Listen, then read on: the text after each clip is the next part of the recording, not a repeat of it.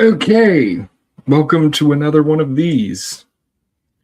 I gotta say, this month, this was much bigger than last time, so yeah, I'm excited to see what we were able to find in February. Oh, wait, I already knew that because I did list them, but now I'm gonna tell you about them. So, yeah, here's the lost media that was found in February of 2026. Starting up is People Power Coalition Vote for the Champ. I, I think.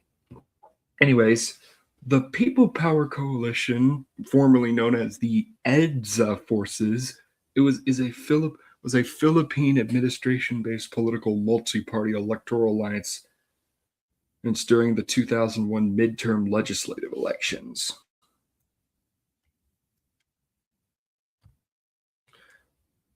But that year, following the announcement of the Commission of Elections that required any TV or radio broadcasters to run 5 minutes of ad time related to any political candidate to air ads on TV and radio, there there was a political ad known as "Vote for the Champ" or "Vote for the Champ" or "Champion."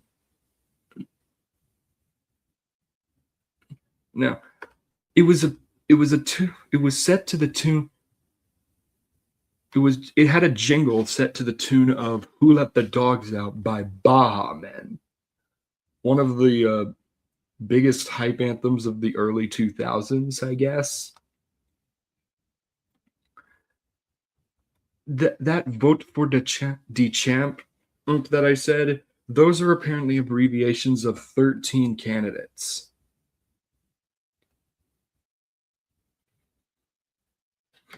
It apparently became nostalgic to Filipino viewers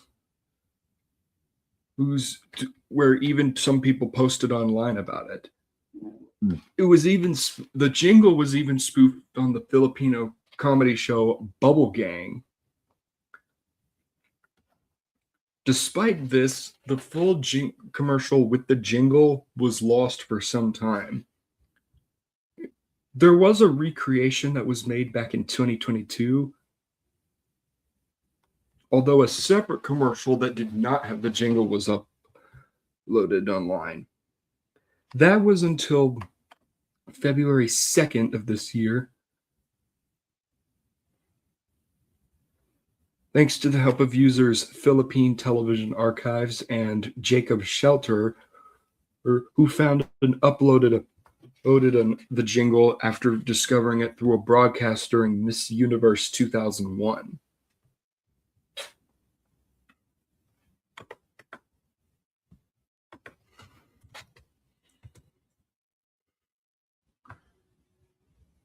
Next up, JoJo's Circus. This JoJo's Circus was a stop motion animated series that aired on Playhouse Disney, now known as Disney Junior, from 2003 to 2007. The show is about a 6-year-old clown girl named JoJo who lives in the small, happy circus town, and invites the viewers to get up and move. The show was actually created by Jim Jenkins, who you may know for creating other children's shows like Doug, PB&J Otter, Stanley, and Pinky Dinky Doo.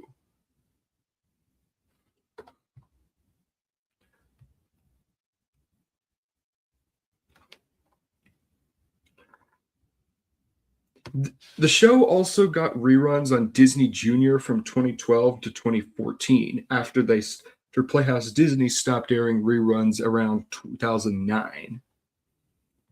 While the show did get a couple home media releases, these barely contained any episodes. And strangely, the show never appeared on Disney Plus, Disney's streaming service. A lot of episodes were missing, and it wasn't until 2023 when a Twitter user named Wiggles and Giggles which sparked a search effort for the show. Over the years, people would attempt to upload episodes, some in better quality, and ultimately in February 2000, on February 2nd, the and a user named Catbook Books up released the entire series on MySpleen and can be watched through other means. To be fair, there's still now. To be fair, this show also does still have a spinoff called Feeling Good with JoJo, which still has around 8 of its 18 episodes missing, and 2 of the found episodes are only available in poor quality. So who knows? Maybe we'll see the spinoff found one day.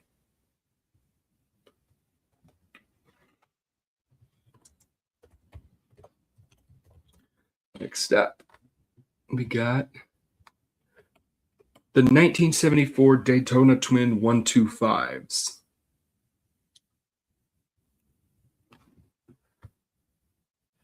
I think I might have said this before, but NASCAR races have a way of becoming lost media, especially those in the early runs.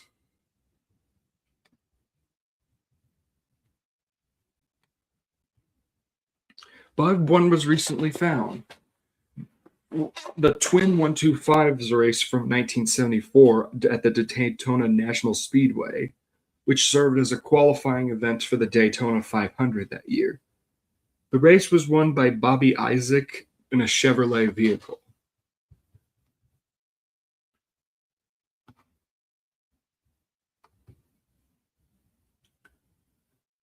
The race was unable to be located in full until February 12th, when the NASCAR Classics YouTube channel uploaded the entire race to their channel, rendering it as found.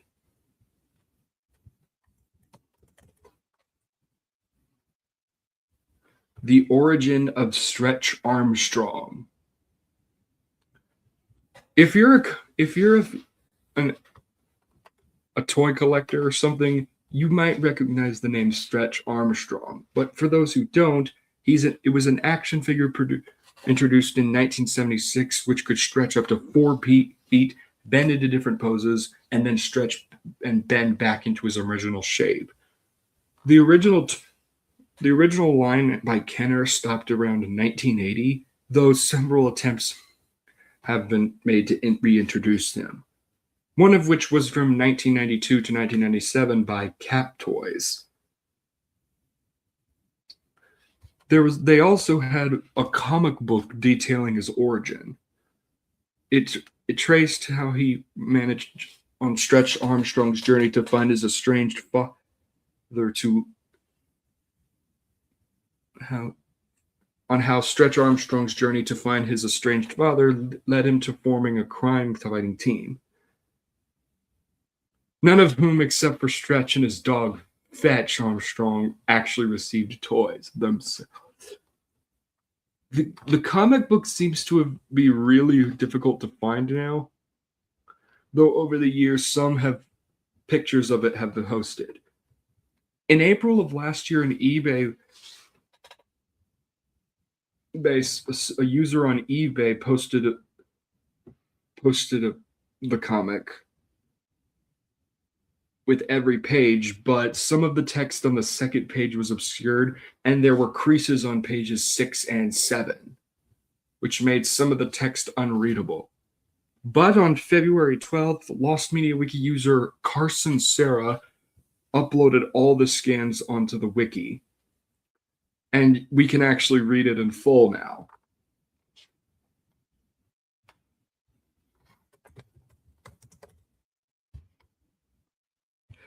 Johnny Test widescreen episodes. Johnny Test is a Canadian animated series that aired on Teletoon in Canada and Kids WB, later Cartoon Network in the US, from 2005 to 2014, which went on to have a reboot and an attempted web series that is mostly lost today.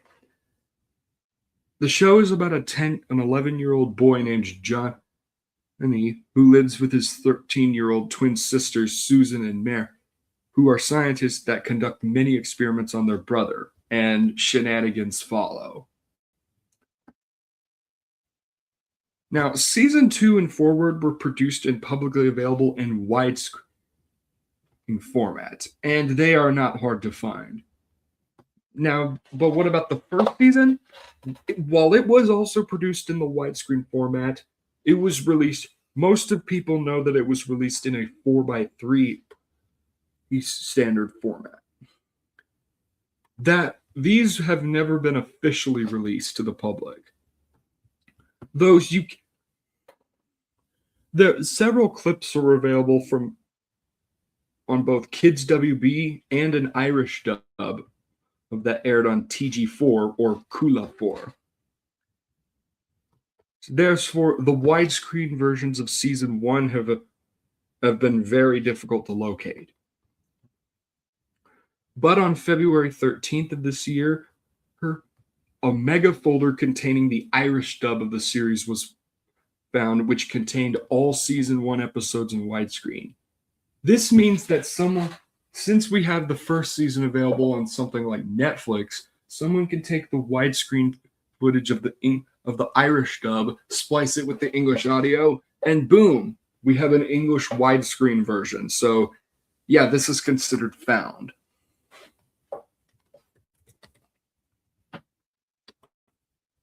Kill Bill: The Whole Bloody Affair.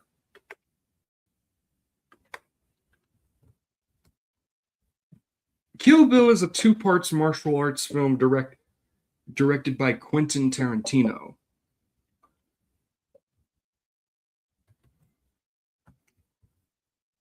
While it was originally supposed to be a single film, it was a producer forced the director to split the film in 2 parts, or whatever, they have to cut scenes. So Tarantino decided to release a combined cut titled The Whole Bloody Affair, which first premiered at the Cannes Film 2004 and rescreened at the New Beverly Cinema for a week in 2011. While the 2-part films are readily available, the Whole Bloody Affair was never given a theatrical release, and Tarantino, despite promising a home media release, he's had yet to receive one. The total runtime was about 3 hours and 58 minutes, so nearly a 4. There's a list of differences on the wiki, but yeah. But in December of 2025, the film was given a wide-scale theatrical release, and 2 months later, on February 17th, the film was given a video was released by Lionsgate to video on demand. And it also got a home media release. So now you can pretty much buy the film from the comfort of your own home, if you're able to find it.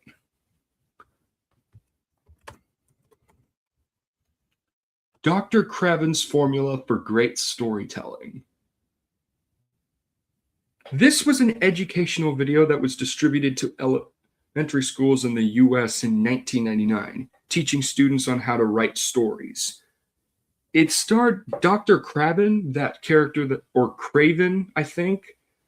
He was an advertised character used by Domino's Pizza, which funded the production. For those who don't know who he is, he was a living action figure who tried to steal Domino's pizzas as they were being delivered. Something similar to like the Noid.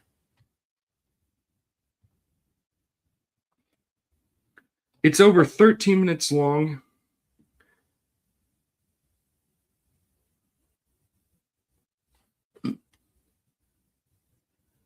The VHS seems to have gone out of print, and due to being sold exclusively to schools, copies are, as you can probably guess, were difficult to obtain. Apparently, 2 copies are known to exist at 2 different libraries in the state of Illinois. In 2024, a post was made on the r/Lost Media subreddit by a user named I don't know shit about fuck. Great name, by the way, which showcased a full VHS tape. Despite him saying that he would figure out how to transfer it and post it online, he never got to it. The wiki says he was been absent from Reddit since 2022, which doesn't make sense because he posted that in 2024, but whatever. However, on February 18th, a user named Call Me Sangornio uploaded a low-quality recording of the tape to YouTube. Yeah, it's not in the best quality, but it is the full tape, so it technically is found.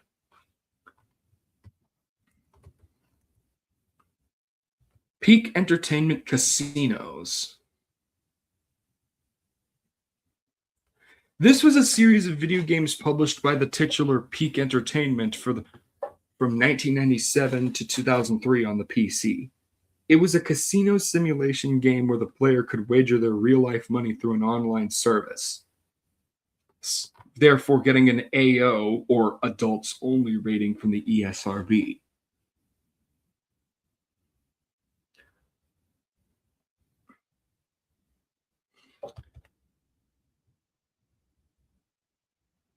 There are 6 games known to be a part of this series. Sands of the Caribbean, Omni Casino, 3 Diamonds Casino, 49er Casino, 1-on-1 Casino, and Caribbean Sun Poker. It's unknown how their online service was held. But on February 20th, Lost Media user Trev Gauntlet New, or Trov//GCM, found copies of 2 of the games, which turned out to have all 6 of the games on them, and uploaded them online.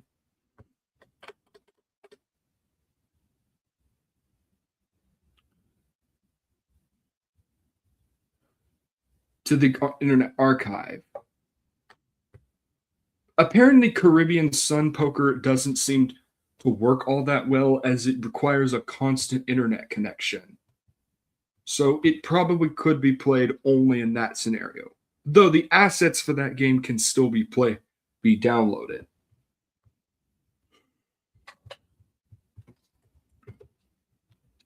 Nescafe Warm Blends.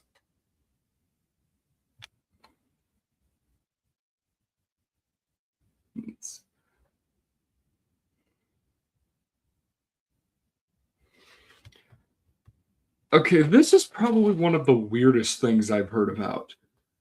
Nescafe Warm Blends is apparently a compilation album celebrating the 60th anniversary of Nescafe in the Philippines by BMG Records Filipinas under the Ariola label in 1998.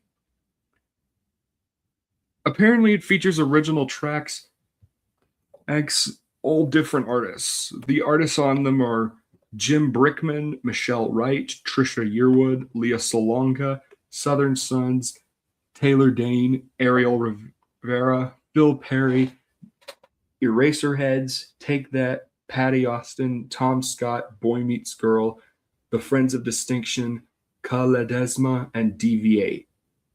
The only person I recognize on this soundtrack is Trisha Yearwood. What does this have to do with Nescafe or Nestle in general? I don't know.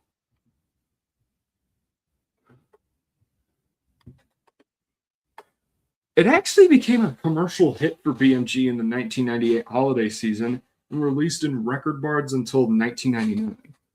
No copies of the album have resurfaced since the initial sale. Though several songs were found, one song, Nescafe's song, One World of Nescafe, made by Ka Ledesma and DV8, was lost. That was until February 22nd, when the user CyberLawRGeek84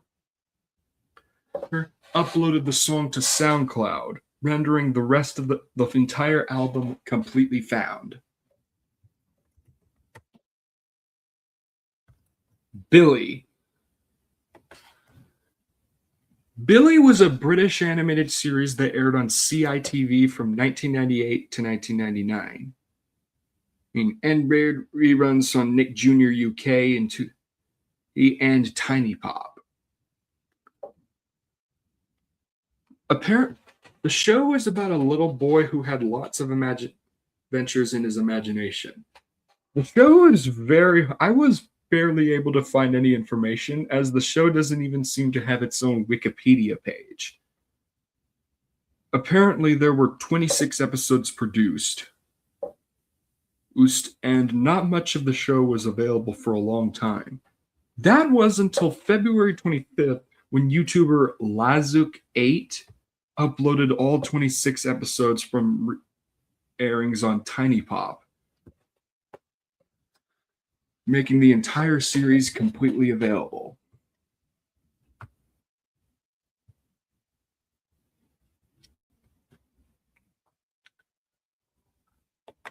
Guguse and the Automaton.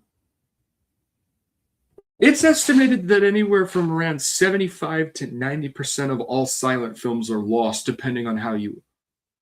But recently, we did get a silent film found. It was actually a short film directed by French filmmaker Georges Méliès. Apologies if I completely butchered that. I probably did.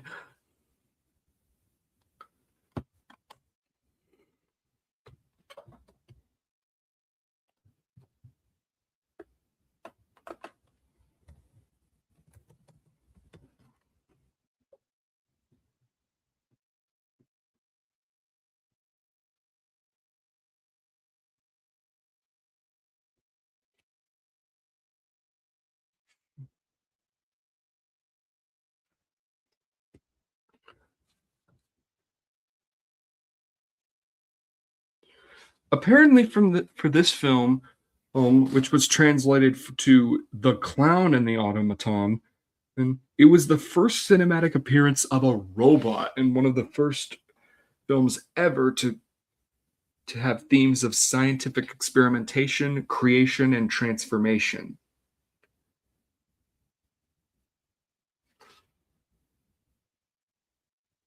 And it was actually released in 1897, and maybe the first science fiction film ever made.